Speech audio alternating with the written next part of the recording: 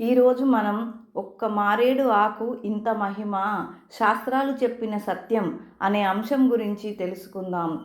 హిందూ శాస్త్రాల్లో మారేడు వృక్షాన్ని బిల్వ వృక్షం అని పేర్కొంటారు. శివపురాణం, స్కంద పురాణం ప్రకారం మారేడు వృక్షం శివుని స్వరూపంగా భావించబడుతుంది. త్రిదళ మారేడు ఆకు బ్రహ్మ, విష్ణు, మహేశ్వర తత్వాలకు ప్రతీక అని శైవ ఆగమ గ్రంథాలు వివరిస్తాయి.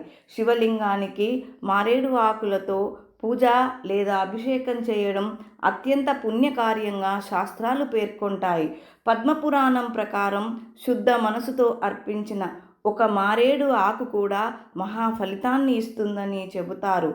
ఆయుర్వేద గ్రంథాల్లో మారేడు ఫలాలు, ఆకులు, వేర్లు ఔషధ గుణాలతో కూడినవిగా వర్ణించబడ్డాయి. అందుకే భక్తి, ఆరోగ్యం, శుభత్వం మూడింటిని కలిగిన పవిత్ర వృక్షమే ఈ మారేడు వృక్షం. Thank you.